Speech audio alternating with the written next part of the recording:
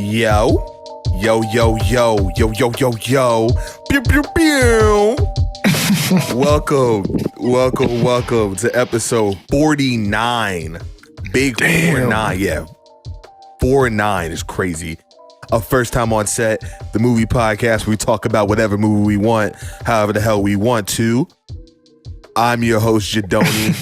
Today, we will be doing our top 10 most anticipated movies of the year list, our annual tradition, second annual.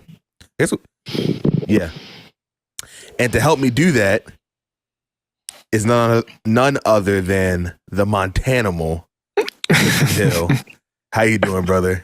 Doing well. I was wondering if you were going to go with Montanimal or not. Of course. 48 episodes later, here we are doing our list for the coming year. Man, it's crazy how like the first ever episode was this episode in your apartment with the fridge going on and Kayla walking around, ice machine. I listened back to it this morning and I was like, God, this sounds insane. We had the sirens going on in the background. It was Hellcats. It was nonsense.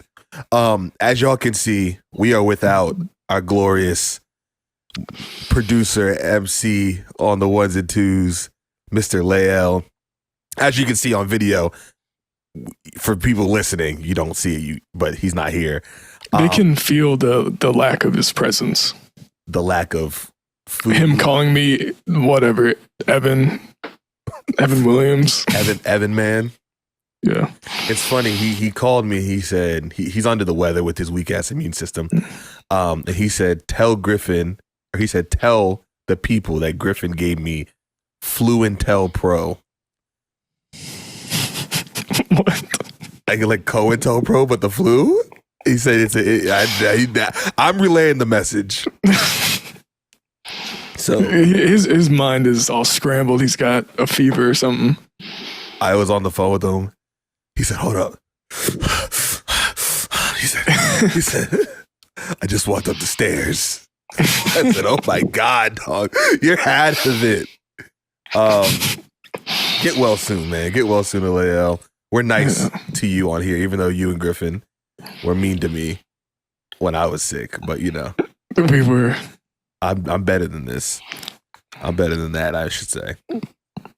First off, I want to say thank you guys so much. As always, keep showing support.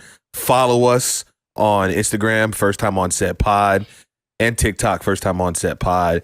On Twitter, First Time On Set. Follow our Patreon and subscribe to the YouTube. First Time On Set YouTube. We will be putting these episodes out on YouTube every week. Please subscribe, subscribe, hit the follow button, as they say on these videos. Smash the like button. The thing is with YouTube, like even if you don't really watch movies or like movies that much, you can just look at two handsome guys, like chop it up. There's something for everybody. You see what I'm saying? This is why Griffin is in line for Potter of the Year. I guess the year's over. Oh, for 2026, he's in line for Potter of the Year. Strong start, because we love a good ass kisser. We have a tradition here on First Time On Set for our new listeners. New listeners, welcome. We like to talk about our last watch film. So, Griffin, brother, swinging it over to you. What was your last watch movie, brother? Well, I watched a movie last night for the 100,000th time. Rocky 2. Hell yeah! I'm in the midst of a Rocky rewatch. I got the Blu-ray. I didn't get the 4K. I was doing some research. Apparently the sound, like the audio, is fucked up on them.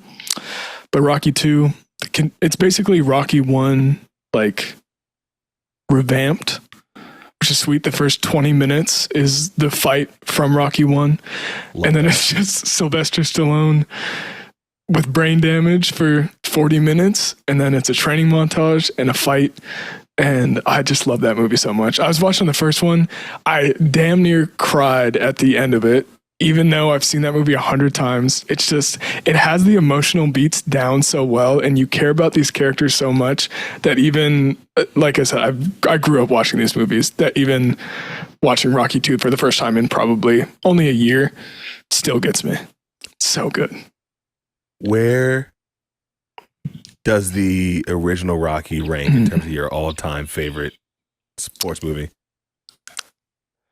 Oh, I thought you were going to ask me where it ranks among Rocky films, because it's actually like a different question. Like, okay, let's do both. So, because Rocky 1, like in the scope of Rocky films, might be lower on that list than it is on my all-time sports movies, because I think it's like like objectively, it's the best. Mm-hmm. But in my enjoyment, like, give me Drago, give me Clubber Lang, and Rocky 4, Rocky 3, like the action stuff, but like in a really poignant story, like a good film, it's Rocky is probably 3 or 4 in sports movies. And then I don't know, like if you're counting the Creed movies too, it's tough. It's like asking what your favorite films. Okay. Well, then they probably, like, I couldn't say with any level of certainty Rocky is the best one, even though it is, if that makes any sense. Do you count Creed as a Rocky film? If I'm rating the franchise, I would.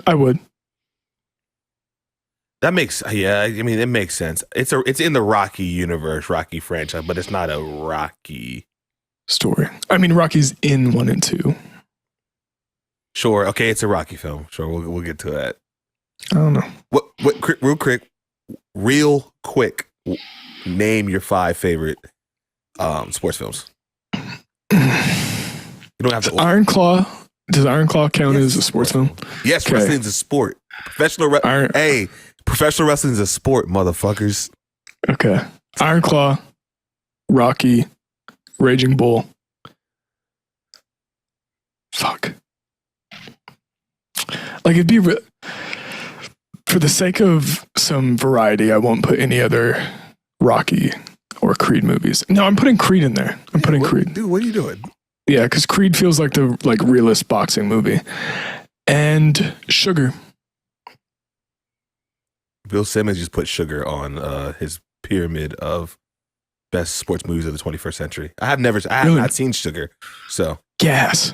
I watched that movie as a kid. I rented it, didn't know it was in Spanish, and I think it like opened my world to like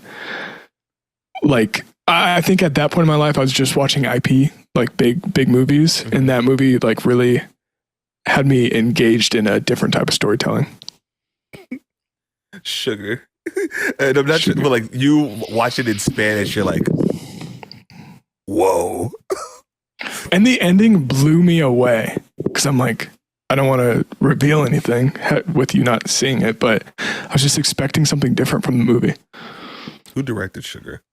I was just going to look that up because they just did something recent that I watched, I think. Nope, wrong Sugar. That's the wrong Sugar, I believe. In the meantime, if I had to go with my 5 favorite sports movies, I don't know if I could do it. Hardball's on there, Bring It On's on there. F1 the movie is probably on there at this point. I have to rewatch F1 the movie to solidify it, but that first watch, really, I really like that movie, dog. Like the exhilaration. Hold up, actually, let me think about this. I said Hardball. I said Bring It On. Coach Carter, for sure. I could quote Coach Carter like no other. We're talking about my favorite sports movies. Friday Night Lights, the film, okay, obviously. Billy Bob Thornton, Booby Miles, like The Blind Side. Don't play on me. I take F1 off. Talladega Nights might be up there, dog.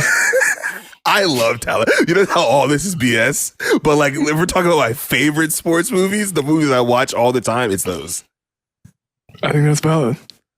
But Coach Carter is one of my best friends, Andrew. We call him Cruz because he thought Timo Cruz and Coach Carter was like the coldest person ever.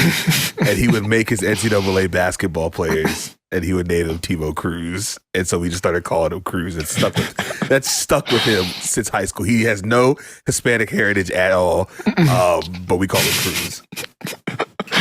That's hilarious. Also, Sugar directors Ryan Fleck and Anna Bowden. They recently did Freaky Tales, and they also did Half Nelson. Freaky Tales, Freaky Bull. I actually got to come back and think about my actual top 5. So do I. That was off the dome. There's a lot of sports movies out there. Let me think on it. But we're not here to talk about sports movies. We're here to talk about 2026. What was your last watch? Oh shoot, you're right, dude. I got too enamored by your thing. Thank you for being a good host. See, this is why you host Swing Round. Check out Swing Round, best boxing podcast out there, because he does these things the right way. That's right. I completely forgot. My last watch film was A Woman Under the Influence. John Cassavetes, I hope I said his name right, directed it and wrote it. His wife, Gina Rowlands, starred in it, and then Peter Falk also starred in it.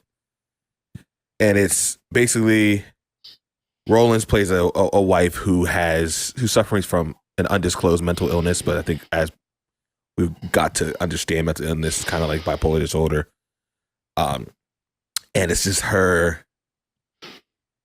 It's the impact that has on her and her family. In the broadest of terms, how I could describe this film.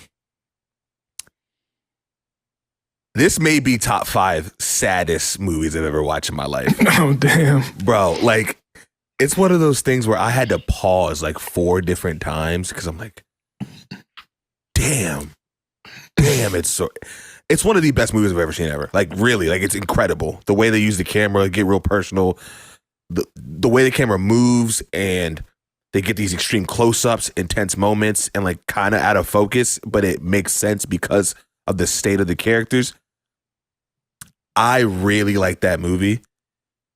I may not be able to watch it again because seeing her go through this crisis in the 70s, so you know people don't care about mental health. No. In the 70s, and it's just so frustrating because you can tell. I was on the phone with Leo and I compared it to watching Michael Scott torpedo a situation, but she can't control it. Yeah. And it's rough. And it's rough that she's obviously asking for help and obviously needs help and is obviously like outwardly in her actions and with her words saying like, I'm not okay, or like, I don't like this. And the family and everyone around her is just like, no, we'll just all get together for family dinner and it'll be okay and make sure everything's normal, instead of actually like it, dude. It's a rough I don't know if watch. I could watch that. It's I don't know if I rough could. watch, but I think you would really appreciate it. But God, Okay. like the husband is like, which is Peter Falk, is just trying to put a Band-Aid over everything. And I don't want to go too much into it. I love that movie though, but I will not watch it again probably. I'll watch it, but it sounds tough. It's tough. It's real. Like it took me like 5 hours to watch it because I had to keep pausing it and feel like, dude, I gotta do something else, man. This is Take a walk. This is killing me. But big fan of that. Now that I got through that and I actually did my host duties, let's talk about our top 10. We did 7 last year, but with Lael's absence, we decided to up it to 10 most anticipated films of 2026. I'm excited about this. I'm excited to hear your list. This is always fun. I was listening back, as I mentioned, to the last one we did, and how I put F1 as my number one. That I started losing it when I heard that. You did one battle after another, and I was like, F1. That trailer is so good. I was losing it. So I wonder what it's going to be like this year. How was the process of you breaking down this 10 and kind of getting your 10 together? It was fun because it was like, I think maybe this year more so than last year, there are so many movies that I'm like actively aware of that I'm excited about. Whereas, and this may have been the case last year as well, but I feel like last year I maybe had to do a little bit more digging. It was a lot of like Fantastic Four, Superman, I felt like was taking up a lot of that. I think in making this list and last year's list, what I always get excited about is the things that when I look back at this list that I'm missing, because stuff always kind of comes out of nowhere that I wasn't expecting and I didn't have on the list. Like, I don't think, I think I had Frankenstein. I don't know, but I feel like I believe you did. I'd be surprised if I didn't, but I'm sure there were things that are in my top 5, top 10 of 2025 that I didn't have on the list. And I'm always excited to be surprised by what I'm not even aware of that I'm going to love. But it was easy to come up with 10. I think the challenge was to cutting it to 10. Mm-hmm. I agree. I like to bring up Roofman because like Roofman was something that was like, that just hit like a fucking truck out of nowhere. Like, yeah. Like Black Bag was not on our list. Love Black Bag. What a movie. I'm excited to look back on it. I think we should do and thinking about what's coming for the next year. I think at the end of the year, we should go back and revisit these. Yeah. And see like how, if we were way off on our excitement or if they like actually start to land. Because like coming back to something like Sinners or, because I think I had Sinners like, I think 7. I don't even think Sinners made if I even made it, but like I don't think I had Sinners on there. I gotta go back and look at the whole list. But just going back and like, because you're talking about it now, not having Sinners in the top crazy. 3, it's crazy because of how good it was. So I'm excited to go back and see where this where we stand. To your point, I was just knocking out movies that I was excited to see, but narrowed it down to 10. 7 would have been killer, actually. Tough. Yeah, couldn't have done it. Thanks for getting sick, Leo. Did he give a list last year, or did he just kind of... No, he was just there running the office. Off mic saying stuff. Like Magazine Drinks, I think was in your list. I think it was in mine. Did that end up top 10 for you? No. I'm always curious about that stuff. But okay, before we get into our 10, let's hit some honorable mentions. Let's hit 3 honorable mentions each. We'll just, if you guys are new listeners, we just bounce back and forth. So you name one, I name one, or actually you name 3 and then I name 3, and then we'll do the alternating with the actual list. Okay.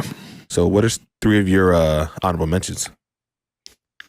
All right, we've got Drama, which I think comes out relatively soon. I think middle of the year. Oh, I thought maybe it was sooner. I could be wrong. The Zendaya, Robert Pattinson film, which already has trailers out. April. Okay. Digger, the Tom Cruise movie directed by who is it? Inarritu. Yeah. That was very close to being top 10, I think. There's definitely a chance where I look back and I'm like, what the fuck? How is that not obviously my top 10? I'm surprised it's not in your top 10. I thought that was going to be a top 10 for you. Well, it's an honorable mention. It could be 5. And I'll reveal why it could be 5 when we get to my 5. Okay. And then I will do Narnia because I'm curious to see what Greta Gerwig does with Narnia. That's a banger. That almost made my top 10, but I had to back myself out a little bit. Me too. That's the Magician's Nephew. It's not Lion, the Witch, and the Wardrobe. It's the Magician's Nephew? Yes, the Magician's Nephew. Dude, I didn't know that. I think I read that book probably 8 times in my youth. I fucking loved that book. Why didn't you like do some research? Because I didn't think of it like Netflix, and I didn't want to be too IP, so it was not going to be in my top 10. Yeah, but I didn't know that. I did not know that. It's the Magician's Nephew. It's literally It's not starting at Lion, the Witch, and the Wardrobe, which I think is awesome. I want to make sure. I want to make sure that I'm correct. Yes, the Magician's Nephew. Dude, fuck yeah, I didn't know that. Do we have? Yeah, it's Daniel Craig, Emma Mackey, Carey Mulligan. Sheesh. I'm gonna be there for that. I'm gonna be in the theater. In the theater. I'm going to the theater in that 14-day, 17-day window, whatever the fuck. I'm gonna go twice. I'm saying, and then I'll watch it on Netflix. Yeah. Okay, so my what's it called? Honorable mention. Adventures of Cliff Booth. I'm cautiously optimistic about that, but I can only have one Netflix film on here. So, Adventures of Cliff Booth, the follow-up to Once Upon a Time in Hollywood, directed by David Fincher. The Social Reckoning, the sequel to The Social Network, directed and written by Aaron Sorkin, with Jeremy Allen White, Jeremy Strong, and Mikey Madison all starring in that film. I don't think we need it. Social Network is a perfect movie, but sure. I'm gonna go to it. Yeah, exactly. I'd be lying if I said I wasn't gonna see it. Yeah. And then this one was tough, but I ended up going with Pillion, which is a film that released over I think in Ireland in 2025, but it's Alexander Skarsgård and Henry Welling. It's a romance film between them. I've heard a lot of good things about it. And I saw a trailer for it. Yeah, it looks good. Yeah. But I almost made my list, but I pulled out last minute. I pull out. I practice patience. I am kind of cheating the system here. I'm going to do one more. Poetic License. It's Cooper Hoffman. I gotta get the whole cast, because licensed film. Give me a second. It's Maude Apatow's directorial debut with Cooper Hoffman and Leslie Mann, Nico Parker, Andrew Barthelman. It's a therapist who becomes the tension of two inseparable best friends and college seniors, Sam and Ari. Liz is forced to re-examine her life as the boys' friendship unravels in a fierce competition for her affection. I think that movie's going to be gas. What? That sounds like Rushmore a little bit. She may have got the sauce from Rushmore. But it sounds interesting. But I like Maude Apatow. I like Cooper Hoffman. I'm excited to see Cooper Hoffman in more stuff. So that's like a hell yeah, brother type of deal. But yeah, let's get to it. Your number 10, Griffin. My number 10. Don't have to wait long. I almost didn't put it on the list because of how soon it is, but it is 28 years later. Bone Temple. I don't think there's any chance that this would have been on my list had it not been for how fucking good 28 years later was. And knowing that this one seemingly is going to be even more so focused on Ralph Fiennes, I am so excited for that. And we've got Jack O'Connell will be a weird dude. Like the early reception of this movie is very, very positive. Extremely.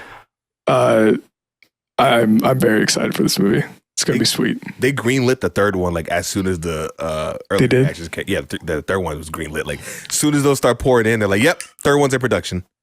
Hell yeah! So I just Ralph Fiennes in that red shit, fucking around with the alpha. I'm so excited for it. I hope they don't. I hope he doesn't turn. That would suck. That would bum me out. I don't think he will. You never know, though. I mean, You'd never know. It's a he gets 2 rage movies. virus movie. Yeah. He gets 2 movies. He's probably Also, I think they said, I don't think he's supposed to be in the third one. yeah, he's cooked. Yeah. R.I.P. my dog, man. It was a good run. I think he like signed a 2-film deal. So, damn it. Yeah, But he'll go out spectacular, I'm of sure. course. It'll be beautiful. I like that pick. I get what you're saying about it being like right around the corner. So like it's not really a lot of anticipation because it's right there. Yeah. That's also why it's lower. Yeah. Like I think if I had to wait until like the end of the year, I think it would actually be higher on the list because I would be very excited. But the anticipation doesn't build because I know that I get to see it. That's a great point. I love the first one, or 28 years later, I should say. My number 10, Peaky Blinders, The Immortal Man. The Peaky Blinders movie, to follow up one of my favorite shows of all time, Peaky Blinders. It's a Netflix film. I don't care. They dropped that trailer. I said, oh, I'm in, dog. Tommy Shelby being like, I can't do this anymore. But then you just see him doing it again. It gets me every time. He retires like 3 times in the movie, in the show. I can't be a part of this life. I don't know if I could do it. The stress, the turmoil. And then he keeps catching bodies. Rebecca Ferguson's in it. What's old boy's name? Barry Keoghan's in it. Tommy Shelby. Damn. We got the old cast returning. I'm there. Peaky Is Blinders. Tom Hardy in it? Or okay. No, I don't know. I don't know. Oh, I didn't know if that was like a spoiler of the show. I've never seen it. Stephen Graham. Stephen Graham's in it. God. Nuts cast. Dude, Stephen Graham in the last season was just Tim Roth is in it too. Like, bro, like come on now. I'm with it. But I couldn't put it any higher than 10. And that drops March 6th, 2026 in select theaters. So that's probably going to be 50 hours away from me. And then on Netflix, March 20th, 2026. Yeah, it'll be in those little art out theaters. You can't go to AMC to see these ones. You need to Peaky Blinders is such a short watch, so I think. Have you watched any of it? Mm-hmm. Oh, dude, this is your bag. Your bag. I've heard, and it's like 6 episode seasons. Yep. Yeah. Your bag. Short enough to where you don't fall off of it, but like still engaging enough and well acted and visually impressive to be like, hell yeah. Hell yeah. What's your number 9? My number 9. I feel like from 9 to 5, the order could switch on any given day. But I've got Michael, number 9. Hell yeah. Set for a April release. Also, I think relatively soon, if it's official. I don't know what really needs to be said about it. It's a Michael Jackson biopic with his nephew, Jafar Jackson, playing Michael Jackson. The trailer looked good, or the teaser. I guess it wasn't a full trailer. Who isn't somebody big time playing Joe Jackson? Coleman Domingo. Yeah, Coleman Domingo's playing Joe Jackson. Nia Long is Catherine Jackson. You didn't even got to. You just say Nia Long. Yeah, look, come on, man. That's on the top 10. Is very Gordy, bro. Like, I'm here. Here. I think I'm so surprised this movie isn't a like Thanksgiving or Christmas release because it's just designed to go with your family during the holidays. But April is sooner. It's a little birthday present for me. I think it comes out like right around my birthday. 24th. So, the week after. Yeah, I'm excited. I think those theaters are going to be insufferable. They're going to be crazy. But the one time I let it slide. Because we talk about how much we hate, are not really excited for music biopics and biopics in general, but doesn't count. When they get to Thriller, bro, I'm trying to tell you, it doesn't matter. This movie could be awful. Awful. Doesn't matter. Across the board. It's probably going to be an automatic BBL. I'm just telling you that right now. This is probably the most biased I will be for a film. I won't say that. But I think Antoine Fuqua is going to do a good job with this film. And I don't know if they're splitting into parts or not.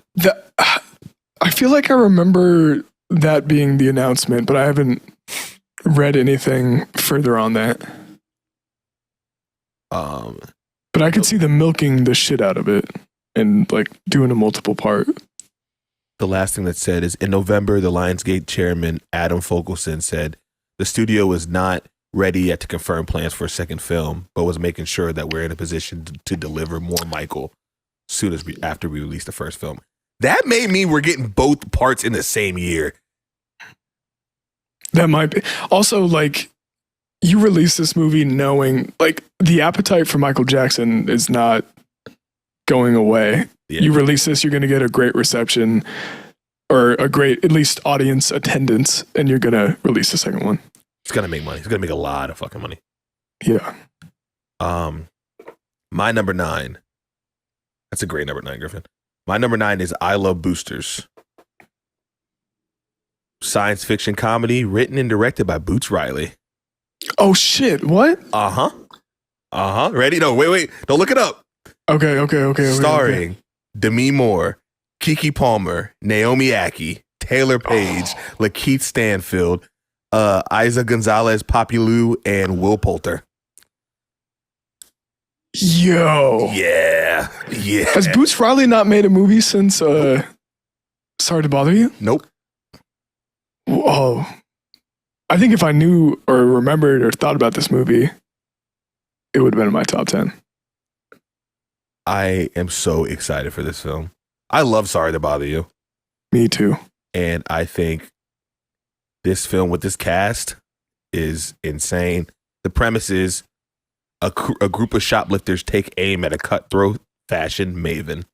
I'm there. Hell yeah. If Leo was on here, he'd probably be freaking salivating. And yeah, Naomi Ackie, Taylor Page. And Keke Palmer. Same movie. Might have to go to that one alone. Chill out, brother. Chill out. Freak bull. Hashtag freak bull. So yeah, I'm excited for that. I'm excited to see where that goes. I like Boots Riley's style, and I want him to make more movies and not take this long of a break. But yeah, if he keeps pushing out bangers, take as long as you need, right? Yeah. Also, I wonder how like willing and able studios are to give him money, considering the type of movies he makes. Well, so that's a very good point.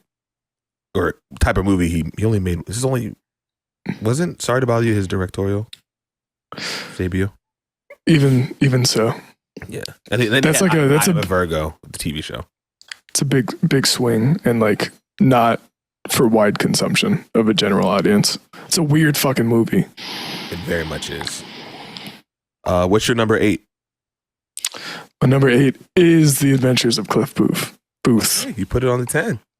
Yeah, I love Once Upon a Time in Hollywood so much, and I was so enamored by Brad Pitt's performance as Cliff Booth. I think it was just like the perfect role for him. It's genuinely one of my favorite Tarantino movies. I understand that this one is not directed by Tarantino, but it's still written by Tarantino, and we still have Brad Pitt. And I've seen some of the set pictures. I just love the timepiece of it being in the 60s in LA. Mm-hmm. And he's just such an interesting character that I'm excited to see Brad Pitt just reprise the role in honestly any shape that the movie takes. Like I'm like 99% sure I will very much enjoy it. I was about to ask you, are you nervous about it in any way? Yeah. I mean, it's being a Netflix release and not directed by Tarantino. But I think what gives me hope for it is Tarantino, despite his like stupid 10 movie self-imposed rule, he still wanted to see this movie be made. And I think if he didn't feel confident with the script and the screenplay, he would have just sat on it. But him like giving the green light for another director to make the movie gives me confidence and then the director being who's directing it? Fincher. Fincher, yeah. Fincher's like one of three names that I always conflate, even though they're all different. Soderbergh being another one. Stupid. It's just like a weird mental thing I have. But yeah, I think just all of those things give me some comfort in it. I'm glad. Like Fincher's a very capable filmmaker and good director. Yeah, I need him out of this Netflix thing now. They got him at 360. They got him. They got him in hell, and we need to get him out of it. But I'm excited for that film, and I'm excited to see Brad Pitt come back as Cliff Booth. My number 8, Jack of Spades, Joel Coen's next film. You don't know much about it. It's a gothic film, gothic crime, gothic mystery, starring Josh O'Connor, Frances McDormand, Leslie Manville, Damian Lewis. I know nothing else about it. Josh O'Connor? Mm-hmm. I didn't know this movie was coming. I don't know anything about this. There's nothing much out about it. It's a period piece. Other than that, Joel Coen, the cast, Josh O'Connor, I'm there. I'm excited. Yeah. I found out about this movie a couple days ago, and I was like, oh, yep, I'm here. I didn't know this movie was happening. I'm excited. I have nothing else to say about it because I don't know much about it, but I'm here. I mean, what was Joel Coen's last movie? Was Tragedy of Macbeth? Yes. Right. Yeah. Yes. So loved it. I saw a tweet the other day that's like, why doesn't anybody talk about this film? And it was Tragedy of Macbeth. I was like, my friends and I talk about that film at least once every couple months. We're like, oh yeah, Tragedy of Macbeth. Like, I think about that movie all the time. All the time. I think maybe like the timing in which it came out. I don't think it had a wide theatrical release. It was a Apple TV like post-COVID situation.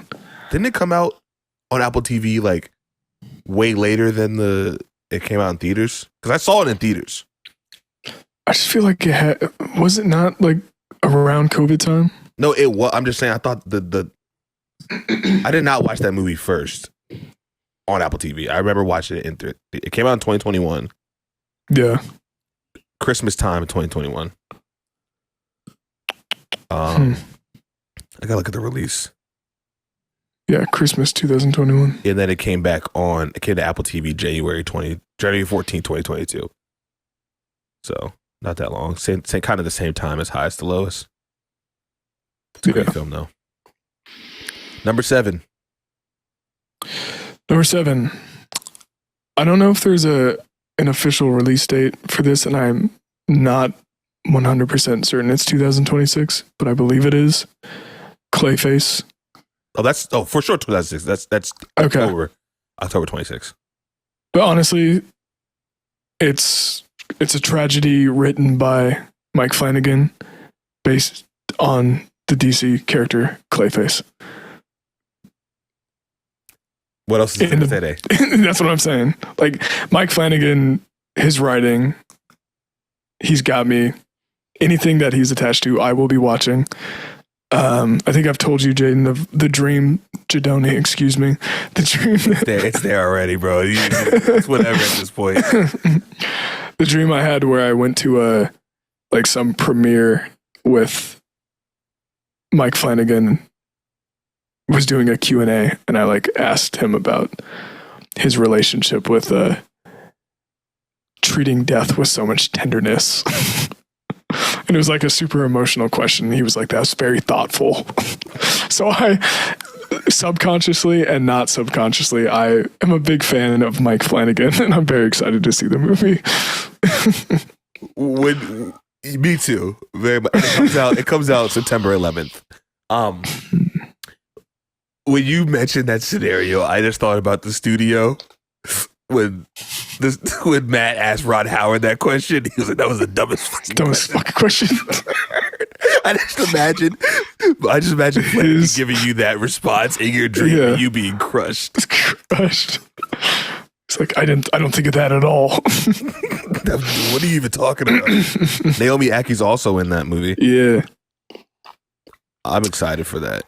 Yeah, I don't really know the cast, honestly, aside from Naomi Ackie being in it. Tom Reese Harris. Harry's. What do we know him from? The Nothing. Gentleman. He's in The Oh, okay. Gentleman. I don't watch Doctor Who. I feel like I know him from something else. Is it TV I know him from? Nope, I'm just lying. I'm lying like a motherfucker.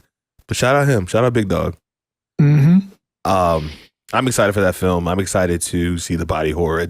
I hope this is the film that lets me know tonally where the DCU is going to be at.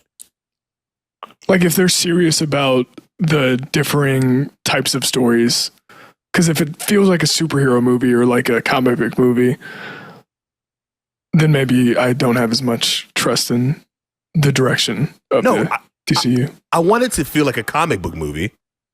Like you could do, like the Clayface episode in the animated series felt comic booky, but it wasn't like typical James. I think there's a problem where people try to go away from being comic book with their source material. There's things you can do to make your source material and your project more mature and different stylistically, but like embrace the comic book. We watched Batman. He fell and hit the subway and then rolled for like 5 minutes. Like that's the kind of, and then got up and walked it off. Like I like that kind of stuff. But I think we're aligned in the same way. I don't want it to feel like another James Gunn film. Yeah, I think that's more aligned with what I meant, like a comic book movie in the way that we understand it today. Yeah. I'm excited for that film. I don't need crypto in Clayface. God, please no. I don't even need Batman in Clayface. Me neither. My number 7 is Disclosure Day. Okay. Steven Spielberg. Back-to-back Josh O'Connor films. Could you tell guys I like Josh O'Connor? Dude, I just watched The Mastermind. Him and Wake Up Dead Man. He's a leading man. For sure. Like you just watching him, he has the like we've talked about this, the whole like old school star factor when you're watching a movie, and like they don't even have to do that much. It's like the understated stuff, and you just follow. Josh O'Connor's one of those guys. Dude, he's got it. One day, actually, I'll tell you right now, I've been fan casting and pitching this around. Griffin's heard it. Josh O'Connor as Michael Phelps. Anyway, Disclosure Day. No reaction, Griffin. You're not rocking with that. I don't know. I've got a better fan cast for him. For Michael Phelps? No, for Josh O'Connor. Oh, lay it on me. 40 years from now, Gandalf. Oh, you did tell me that. That would be swag. That would be swag.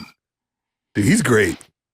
But Disclosure Day, Josh O'Connor, Emily Blunt, Coleman Domingo, Colin Firth, Steven Spielberg, Aliens.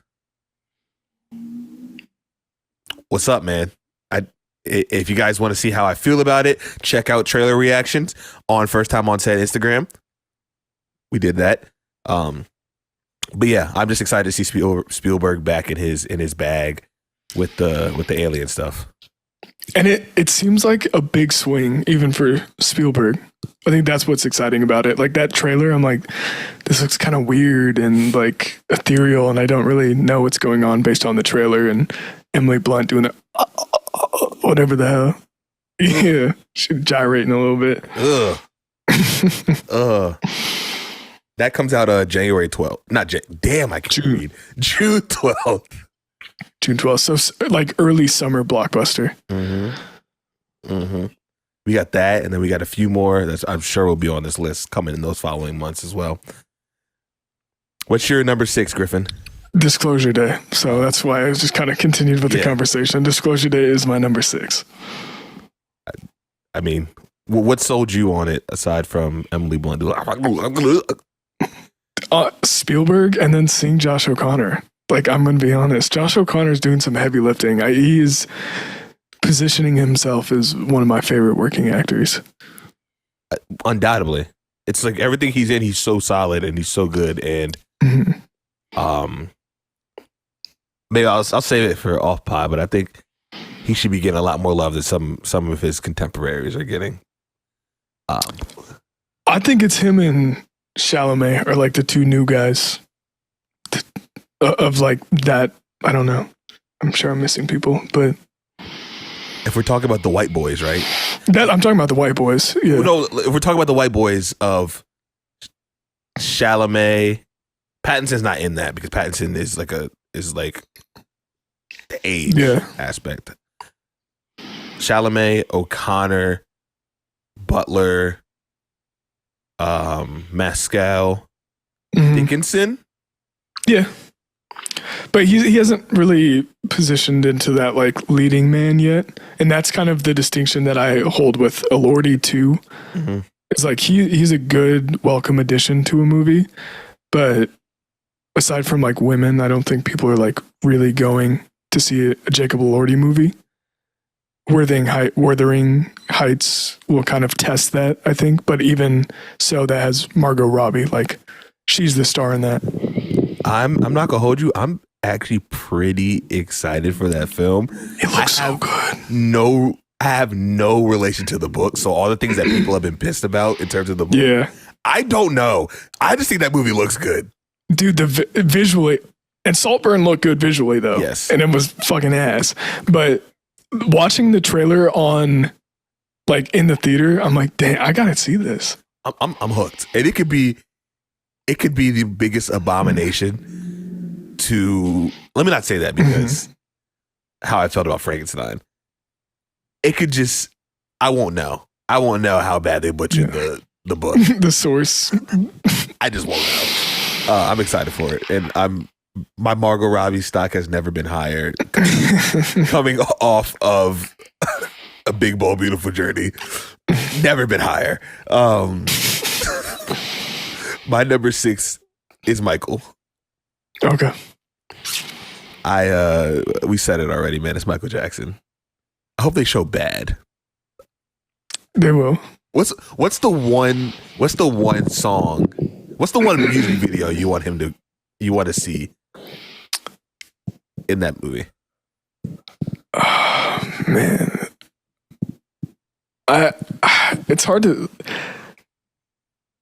I don't know. I don't have. I think the question coming out of the theater. Well, I don't think you'll be thinking about it because you'll just like be excited and love what you saw. But when you like sit with it, I'm sure there's going to be at least like a few songs, if not music videos, that you're like, oh my God, they didn't do this. They didn't do this. So I can't even think about it right now. Like it'll just be like when I'm in the movie, oh no, they didn't do this. They didn't do this. But I don't know. It's going to be fun. I understand that. Mine's, do you remember the time in Smooth Criminal? I got to see him. I got to see him hit the Smooth Criminal lean. If he doesn't hit the Smooth Criminal lean in the movie. Well, he will. See that, like that will be in it. But like what I'm saying, like I need I can see it be like a montage of stuff. Like no. I want. Not for Smooth Criminal. Because think about what he got to go through with that. Like you're doing the whole Jackson 5. You're doing. I gotta see what the runtime is on this. Like maybe it might be a 2-part. You see, like I don't know. Like I gotta see how the movie's coming. Because like where's the meat of the movie? My point. And he has so many things to cover. That's what I'm saying. I think there's just like bound to be omissions, and I can't even think of what they will be without kind of knowing how the movie will go. But I can't imagine. I don't know. We'll see. What's your number 5? My number 5. I don't know if this movie is coming out in 2026. Mm-hmm. It's starting production next month. It's slated for a late 2026 or to the early 2027. So if this movie doesn't count, that's where you can put in Digger. Okay. But if this movie does count, it's my number 5. And there's a lot of conflicting reporting on this movie too. But there's two things. There's one thing that I know about this movie. Two things. It's called Deep Cuts. Mm-hmm. And it's directed by Sean Durkin. Okay. Who, if you know anybody who knows me knows how I feel about the Iron Claw, and I'm fairly certain that the composer for Iron Claw is attached to this as well. And I have that soundtrack, Iron Claw soundtrack, on vinyl. It was my number one most played album in January of last year. That's hilarious. So, Sean Durkin, deep cuts. There's been 2 sets of leading actors attached to this. So this is where I don't really know who's going to be in it, but I'm looking at Deadline. There was an article on December 3rd, Callie Spaney and Drew Starkey to star in Deep Cuts. Yes. And there was an article February of last year, so not as recent. And it was Austin Butler and Saoirse Ronan. I got you.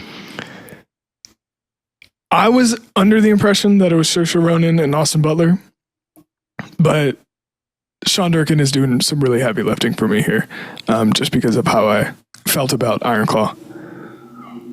I understand. I think Kaylee Spaney's great. I think she was Me too. underused in Wake Up Dead Man. I think her if I had to critique anything about Wake Up Dead Man, it's that their supporting cast was severely underused. They're too much talent. You know what she wasn't underused in? Say it. No, you say it. Alien Romulus. Yeah. I went on a rant. I was talking to Devon because we argue a lot. And I was like talking about using nostalgia to be like the basis of your film, and I brought that up. And I was like, damn, that movie looked incredible. And it's not an awful movie, but like, I love that movie. One original idea, please. Please, for the love of God, just one. Just one. Don't say the acid floating in the air.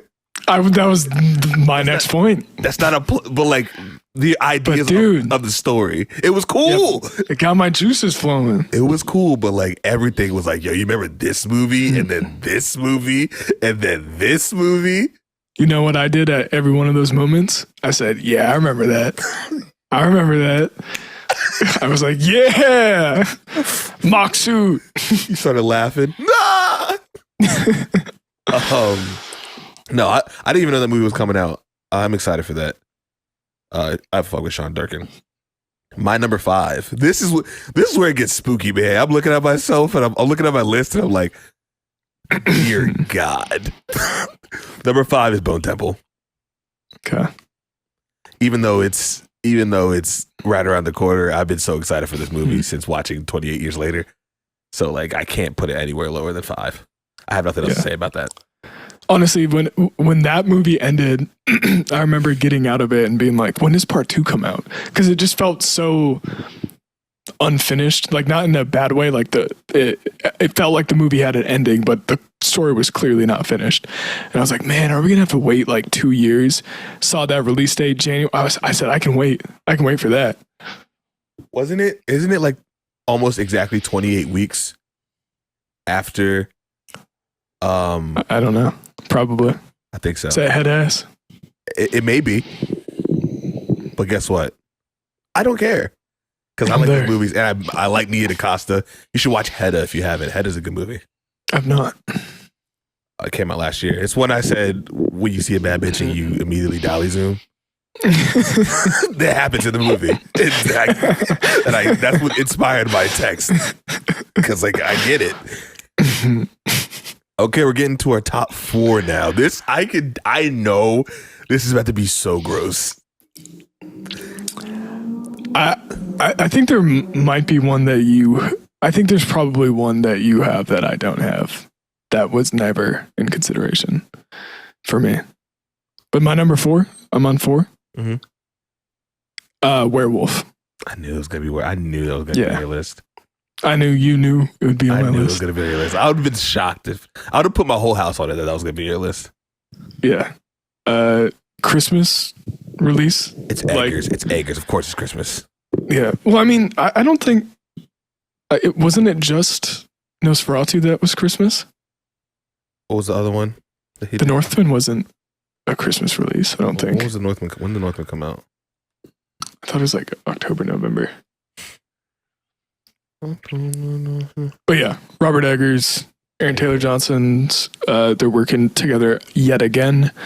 It definitely feels like him being in Nosferatu was for Eggers to like vibe check, to be like, let's see if we'll continue working together. And it looks like he passed the test. But I think as far as Robert Eggers, like all he's got to do is make a movie, and I'm gonna go be there, and I'm gonna enjoy it. That being said, I thought I was gonna like Nosferatu even more than I did, but The Northman is one of my favorite movies of all time. So easy top 4 for me. This I wanted to put this at number 3, and then I had to be honest with myself about what number 3 actually was. I'm curious to hear what your number 3 is.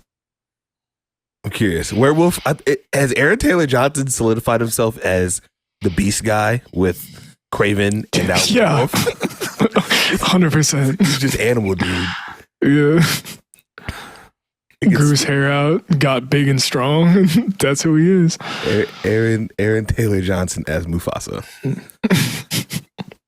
That's where it gets spooky, brother. All right. My number 4, Spider-Man Brand New Day. Yeah, I figured.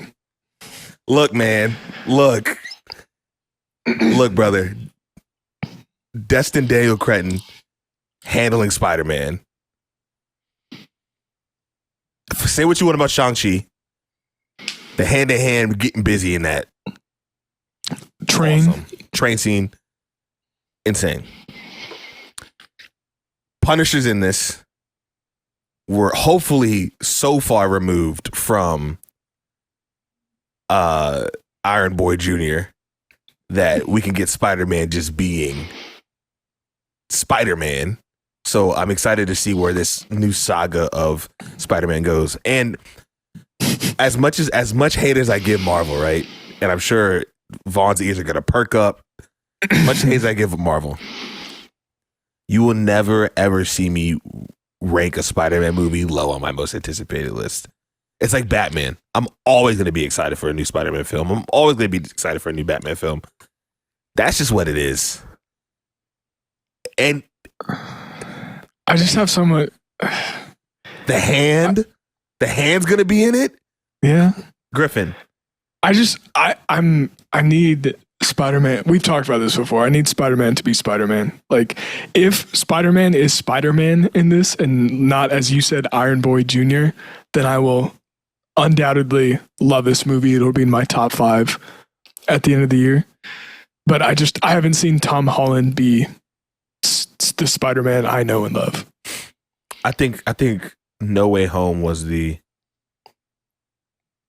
closest we got to it. I think he did a good job, but yeah, I just think Destin Daniel Cretton's just a better filmmaker than John Watts, and does action better than John Watts. And I'm just the idea of Spider-Man getting real good hand-to-hand combat, yeah, could very well be some of the best action sequences we will get in the Spider-Man film. Like, it's hard for me not to be excited. And then the Punisher's in it. My only concern is how jam-packed it is, with it being the film before Doomsday and having to do a lot of stuff, and garner the interest. But it's more of a street level story. That's what they say. That's what they say. But then the Hulk's in it. Some of the rumors with Sadie Sink and how she's supposed to be Jean, like, yeah, and she's supposed to be in Doomsday and Secret Wars. It's Spider-Man though, bro. I gotta go. I'm going. I'm rolling. All right. Top 3. Okay.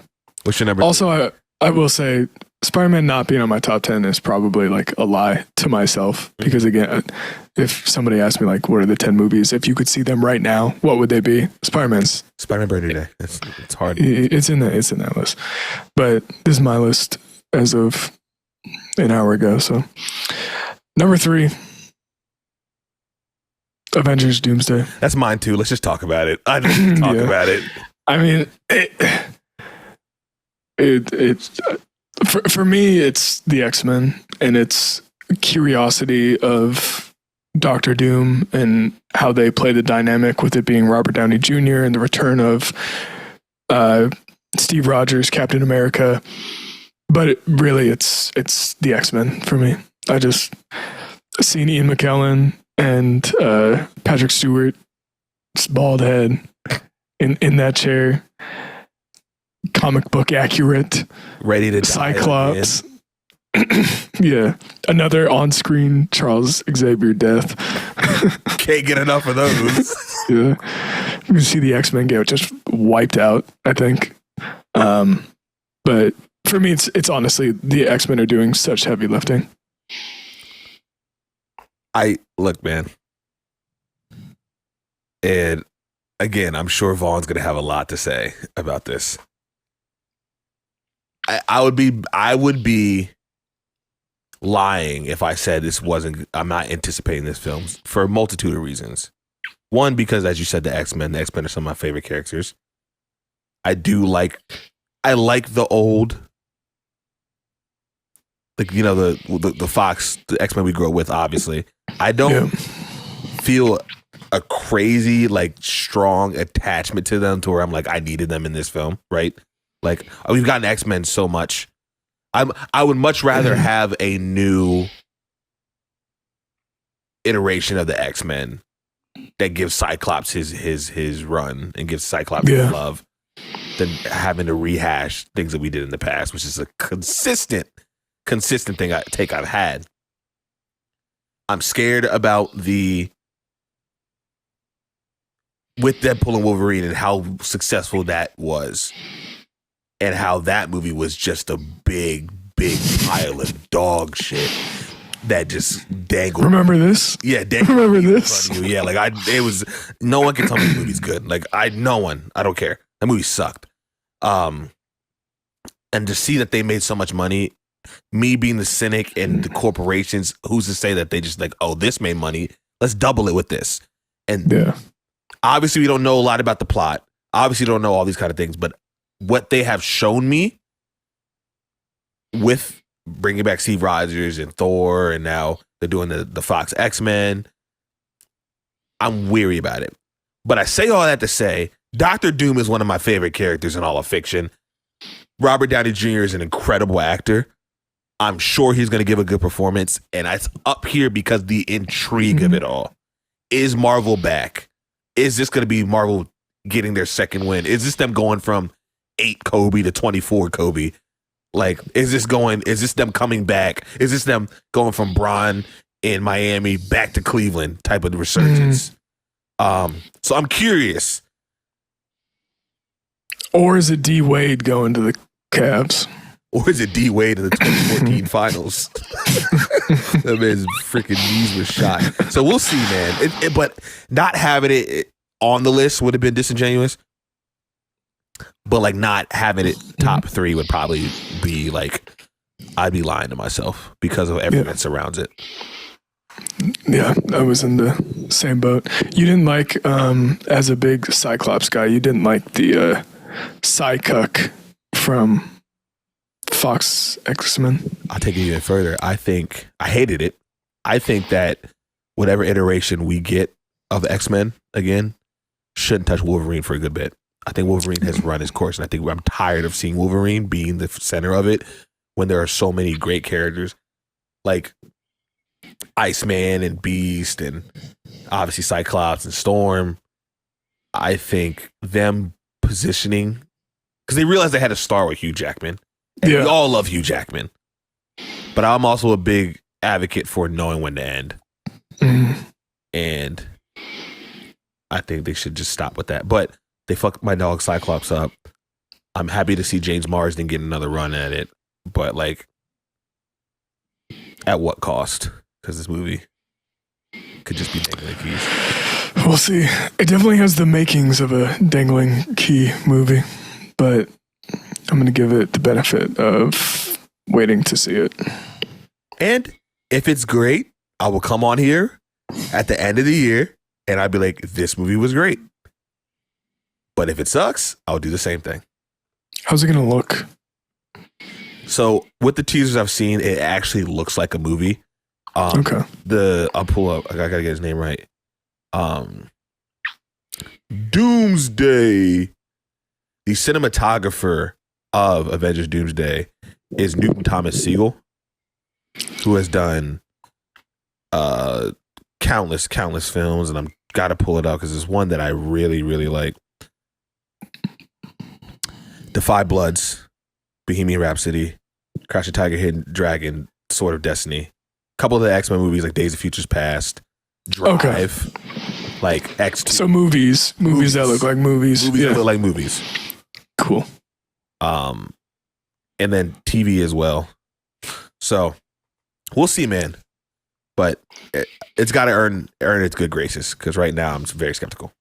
Fingers crossed, no AI writers like Winners or Captain America. Brave New World. Yeah, Jesus Christ. Another movie that just pisses me off. I feel like our two and one are the same, but actually they may not be, but we'll see. Well, they're the same two movies. They're the same two movies, but I want to see what the position is. Okay. What's your number 2? My number 2 is Dune Fart P. Is that your number 2? No, it's not my. You're kidding me? Okay. What the fuck I am? I know it's my number 2. Any other year, any other year, it would be my number 1. I'm so excited to see what Denis does with this third film, being that it's going to incorporate both Dune Messiah and Children of Dune. The second Dune Part 2 is like a perfect sci-fi adventure fantasy movie, perfectly lean 3 hours. Like I have every ounce of confidence in Denis' ability to make a compelling film, and combine that with Robert Pattinson's introduction into this franchise. Timothée Chalamet was already great as Paul Atreides in Part 1, and in Part 2 he's coming off of what is a career-defining performance. I would be shocked if this movie isn't perfect. And I think Denis has a really good opportunity of making something that rivals the Lord of the Rings trilogy and the way people think about it 10, 15, 20, 25 years from now. This is my number 1, so instead of like flipping, I'm just gonna talk about it and put it number 1. For all that know me, I Dune is like part of my personality. I love the Dune films. I've seen the Dune films so much. Griffin got me Dune 2 on 4K for my birthday. Like he bought me Dune Messiah for my birthday. Like this man, like and I watch Dune videos. I fall asleep to Dune videos. Like I'm a really big fan.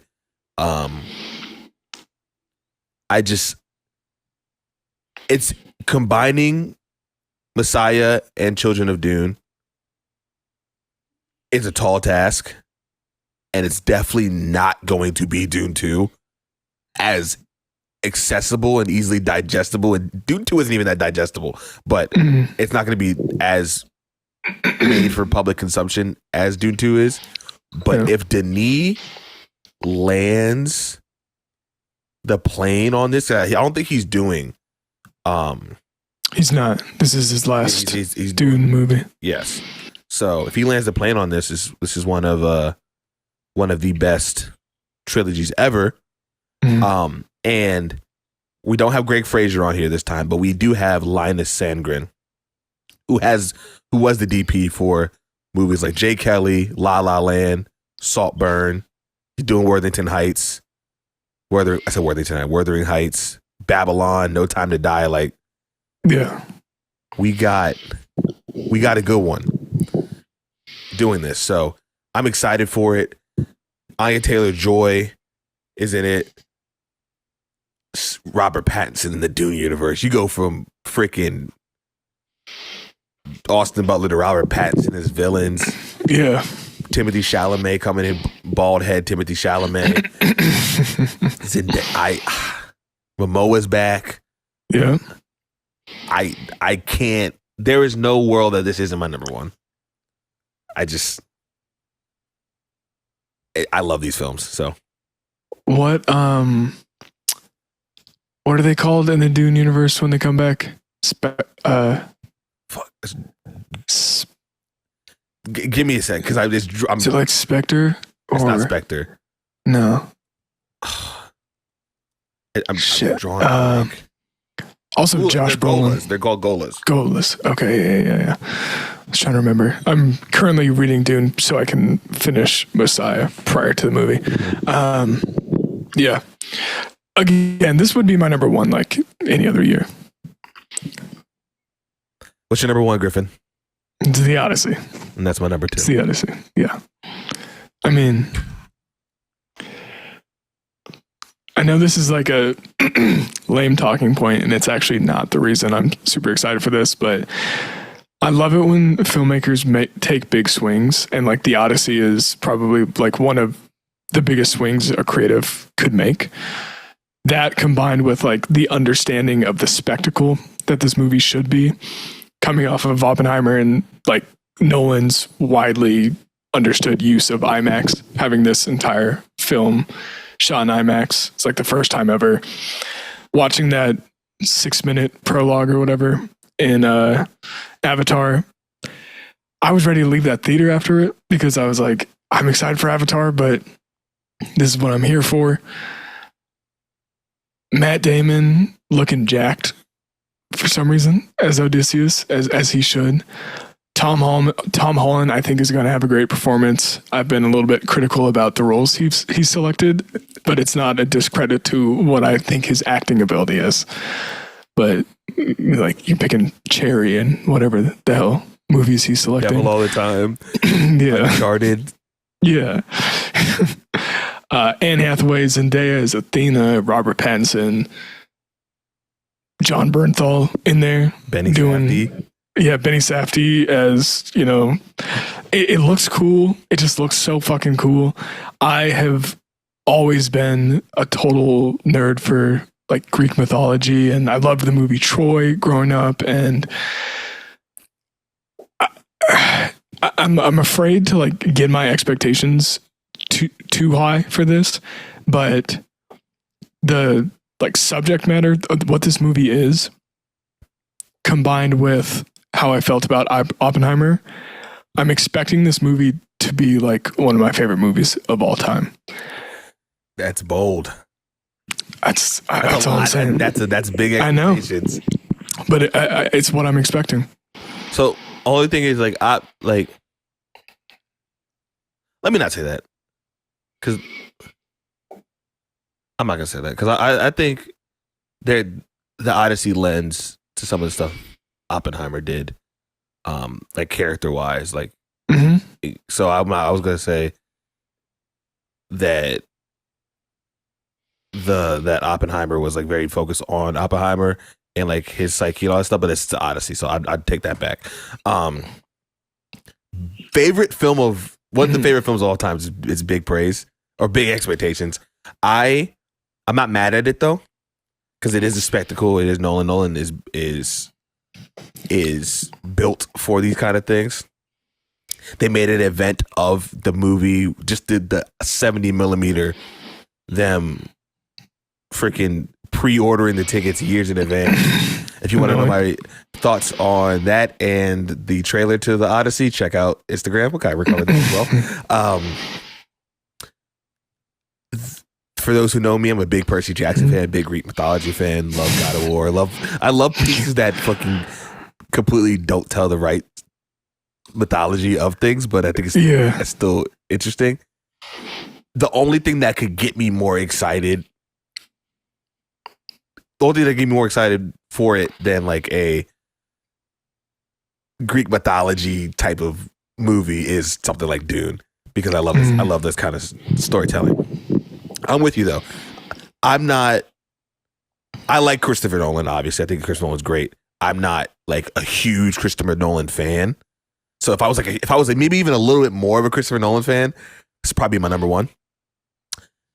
But I think the cast, the subject matter, with the trailers, The Cyclops look cool for the brief glimpse we got him.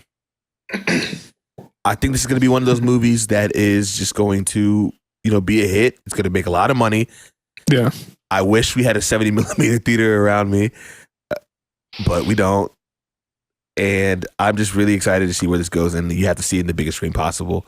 Yeah. And Matt Damon is going to probably get a lot of Oscar love from this. I'm sure he'll be great. And I think a lot of people, probably including myself, when he was first announced as Odysseus, maybe a little like, Matt Damon? But Matt Damon can act. And he's worked really well with Christopher Nolan. And to your point about like, I don't think I'm the biggest Nolan guy either. Mm-hmm.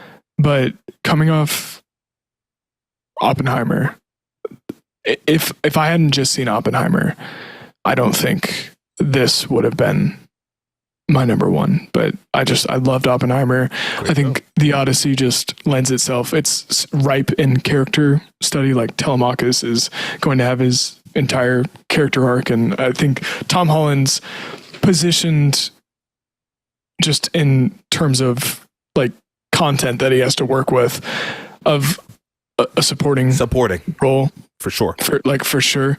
I'm so excited for this movie. Tom Holland's definitely getting a supporting nod. Look at us doing award talk year, man. Before the movies come out.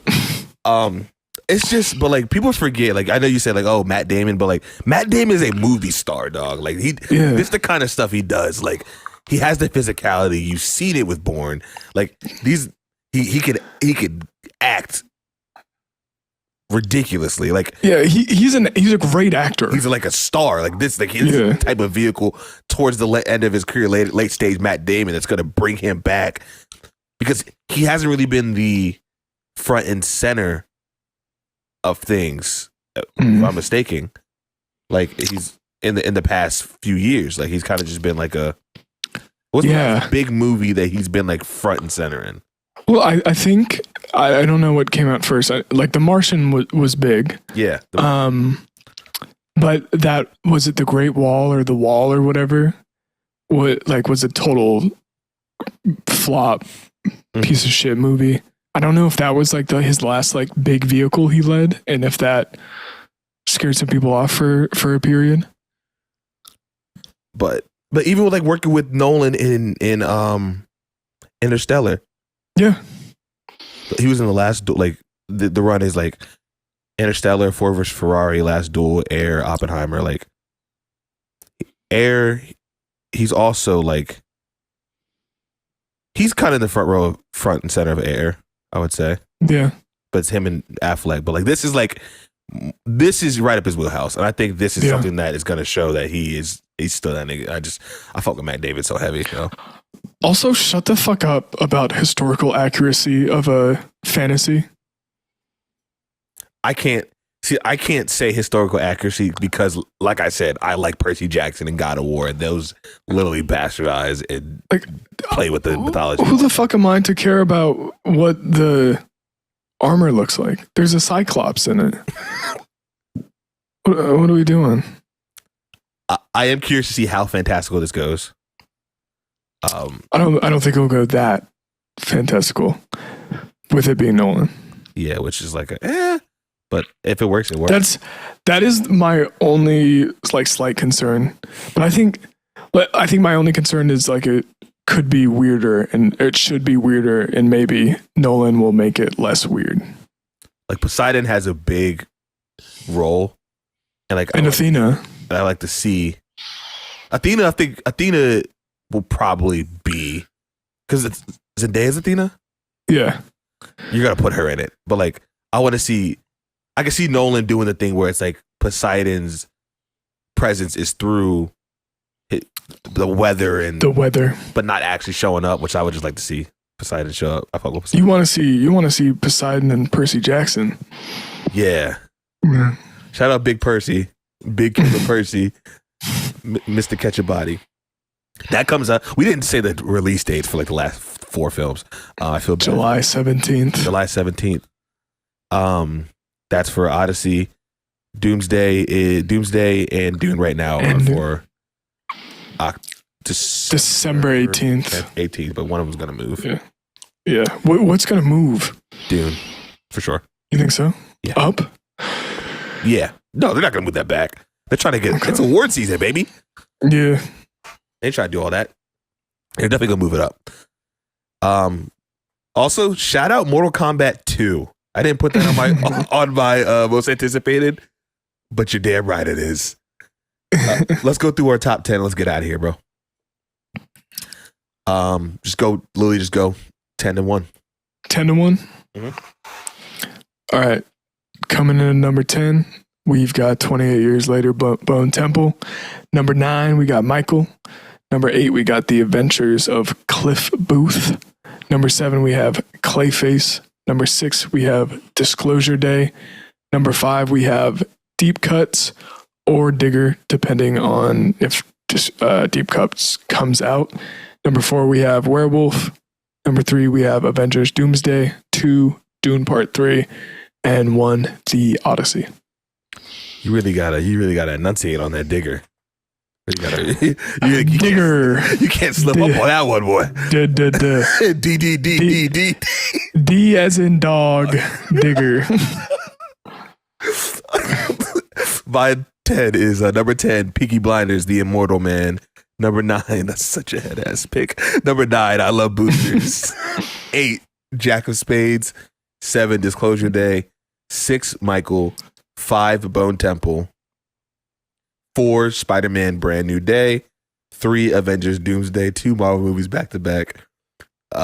2, The Odyssey. 1, Dune Part 3. Hell yeah.